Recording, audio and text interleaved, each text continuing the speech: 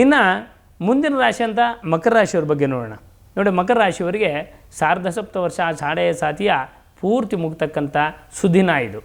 ಹಾಗಾಗಿ ಸಹೋದರಿಂದ ಸಹಾಯ ಉಂಟಾಗ್ತಕ್ಕಂಥದ್ದು, ಶಸ್ತ್ರಚಿಕಿತ್ಸೆ ಉಂಟಾಗ್ತದೆ. ಯಾಕೆಂದರೆ ಷಷ್ಠಸ್ಥಾನದಲ್ಲಿ ಕುಜರು ಬಂದಾಗ ಸಣ್ಣದಾದಂಥ ಒಂದು ಶಸ್ತ್ರಚಿಕಿತ್ಸೆಯೋ ಅಥವಾ ಬಿ ಪಿಗೆ ಸಂಬಂಧಪಟ್ಟು ಜಾಸ್ತಿ ಬಿ ಪಿ ರೈಸ್ ಮಾಡ್ಕೊಳ್ತಕ್ಕಂಥದ್ದು. ನಂತರ ದಂಪತಿಗಳಲ್ಲಿ ಸ್ವಲ್ಪ ವಿರಸ ಉಂಟಾಗ್ತದೆ, ಕುಜ ನೀಚನಾಗಿ ಬರ್ತಾನೆ. ಒಂದು ಸ್ವಲ್ಪ ನಾವು ಮಾತನ್ನು ನಾವು ಗಮನದಲ್ಲಿ ಇಟ್ಕೊಂಡು ಮಾತಾಡಿದ್ರೆ ಮಕರ ರಾಶಿಯವರು ಖಂಡಿತವಾಗಲೂ ಕೂಡ ದಂಪತಿಗಳ ವಿರಸ ತಪ್ಪುತ್ತೆ. ಅದೇ ರೀತಿಯಾಗಿ ಸಂತಾನ ಭಾಗ್ಯ ಅಂತ ಪಂಚಮದಲ್ಲಿರ್ತಕ್ಕಂಥ ಗುರುವಿನಿಂದ ಒಳ್ಳೆಯ ಸಂತಾನ ಉಂಟಾಗುತ್ತೆ. ಅದರ ಜೊತೆ ಚತುರ್ಥಾಧಿಪತಿ ಚತುರ್ಥ ಸ್ಥಾನಕ್ಕೆ ಬಂದಾಗ, ಶುಕ್ರನ ಒಳ್ಳೆಯ ಸ್ಥಾನಕ್ಕೆ ಬಂದಾಗ ಮಕರ ರಾಶಿಯವರು ವಾಹನ ಯೋಗ ಇದೆ. ಅದರಿಂದ ನಿಮಗೇನು ಶಕ್ತಿ ಇದೆಯೋ ಆ ವಾಹನ ಯೋಗವನ್ನು ಮಕರ ರಾಶಿಯವರು ಮಾಡಿಕೊಳ್ಳಿ. ನಂತರ ಈ ಮಕರ ರಾಶಿಯವರ ಸಂತಾನ ಭಾಗ್ಯ ಇರುತ್ತೆ.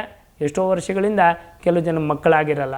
ನಾವು ಜಾತಕದಲ್ಲಿ ವಿಮರ್ಶೆ ಮಾಡಬೇಕಾದ್ರೆ ನಾವು ಪ್ರತಿಯೊಬ್ಬರು ಹೇಳ್ತಾರೆ ಏನಂತಂತಂದರೆ, ಪಂಚಭೂತಗಳಾಗಲಿ ನಮ್ಮ ಕರ್ಮಕ್ಕನುಸಾರವಾಗಿ ಭಗವಂತನಾಗಿರ್ತಕ್ಕಂಥವನು ಅನುಗ್ರಹವನ್ನು ಮಾಡ್ತಾನೆ.